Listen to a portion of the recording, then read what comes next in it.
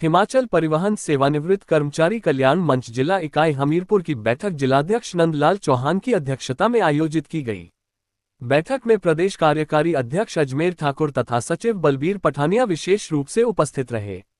बैठक में जिला कार्यकारी अध्यक्ष शिव कुमार ने निगम प्रबंधन के खिलाफ तीखा रोष जताते हुए कहा कि 65 वर्ष से अधिक आयु के पेंशनरों को दिसंबर माह की पेंशन 14 जनवरी को दी गई, जबकि 65 वर्ष से कम आयु के पेंशनरों को 27 जनवरी को पेंशन दी गई। ऐसा ही भेदभाव अगस्त और नवंबर माह में भी किया गया, जो कि पेंशन नियम 1972 का खुला उल्लंघन है। उन्होंने कहा कि आज 7 फरवरी हो चुकी है, लेकिन जनवरी माह की पेंशन अब तक जारी नहीं की गई है।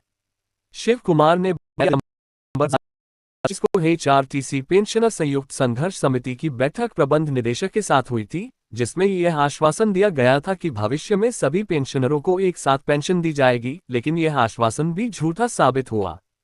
कल्याण मंच ने मांग की कि सभी पेंशनरों को पेंशन एक साथ और प्रत्येक माह की पहली तारीख को दी जाए।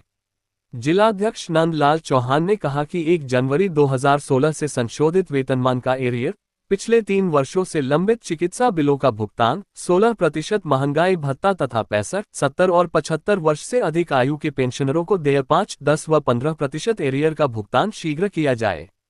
उन्होंने चेतावनी दी कि मांगें पूरी न होने की स्थिति में प्रदेश के लगभग 8,500 परिवहन पेंशनर शिमला मुख्यालय व बजट सत्र के दौरान विधानसभा का घेराव करेंगे।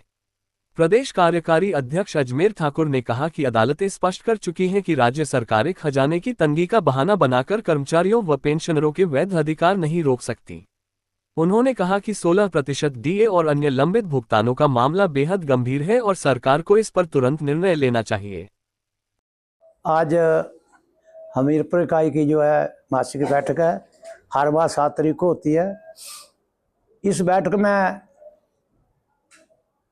पेंशन संबंधी जो चर्चा है वो विस्तार से की गई और सबको अवगत करवाया गया कि पेंशन जो है, जो प्रबंधन हमारे साथ जो है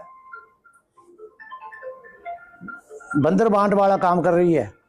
जैसे दिसंबर माह की पेंशन जो है 65 वर्ष से ऊपर के लोगों को 14 तारीख को दे दी गई और 65 वर्ष से नीचे के जो पेंशनर हमारे हैं उन्हें 27 तारीख को पेंशन दी गई है। तो इसको हम कतई बर्दाश्त नहीं करेंगे। हमने सरकार और प्रबंधन को 2 टूक कह दिया है। जबकि दिसंबर की 8 तारीख को HRTC पेंशन संयुक्त समिति की बैठक माननीय मैनेजिंग डायरेक्टर से हुई और उन्होंने आश्वासन दिया था कि आगे के लिए हम इसका ध्यान रखेंगे और पेंशन जो है सबको एक साथ दी जाएगी, परंतु उनका आश्वासन भी जो है वो झूठा ही साबित हुआ है। और हमारे जो संशोधित वेतनमान के एरियर हैं करोड़ों रुपए के, उसके ऊपर जो सरकार और प्रबंधन कुंडली मारकर बैठी है, हम उसे भी तुरंत देने की मांग करते हैं। जबकि सरकार एक तरफ तो पैसे का रोना रो रही है, दूसरी तरफ जो है चेयरमैनों की नियुक्तियां कर रही है, तो उन्हें भी तो सैलरी का दे रही है, वो भी तो सरकारी खजाने से जा रही है। अपने मित्र मंडली को खुश करने के लिए सरकार लगी हुई है और उन्हें जो चेयरमैन या वाइस चेयरमैन लगाए जा रहे हैं उन्हें दुनिया भर की सैलरी और फैसिलिटी जो है दी जा रही है। जो अधिकारी हैं या उनके दुनिया भर के TADA, दुनिया भर के भत्ते और जो HRTC में अफसरों की फौज भरी है, उसका करोड़ों रुपया तो उनका ही चला जाता है।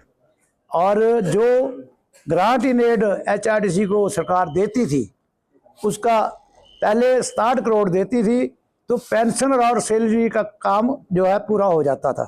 परंतु उसे घटाते घटाते इस सरकार ने 50,000 रुपये ले आए हैं। जब 50,000 रुपये ले आए हैं तो उससे 43-44 करोड़ जो रुपया है वो तो चले जाता है सैलरी में।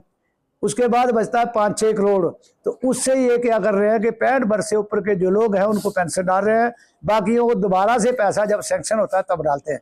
तो क्यों ना सरकार एक बार ही हमारी ग्रांट इन एड का पैसा दे।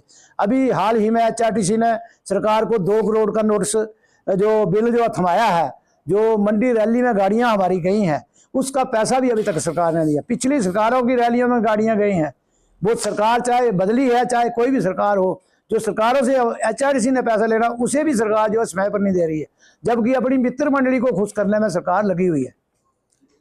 अभी हाल ही में कुछ मंत्रियों को नई गाड़ियां लेकर दी 50-50 लाख की, और जबकि उनके पास अच्छी गाड़ियां थी, परंतु उनको पूरी फैसिलिटी देने के लिए करोड़ों रुपया जो गाड़ियों के ऊपर खर्चा जा रहा है, उस पैसे की को जनता और पेंशन समाज और कर्मचारियों के हित में लगाते तो हम उनकी जो वाहवाही करते, परंतु ये पैसे को लुटाने में लगे हुए हैं।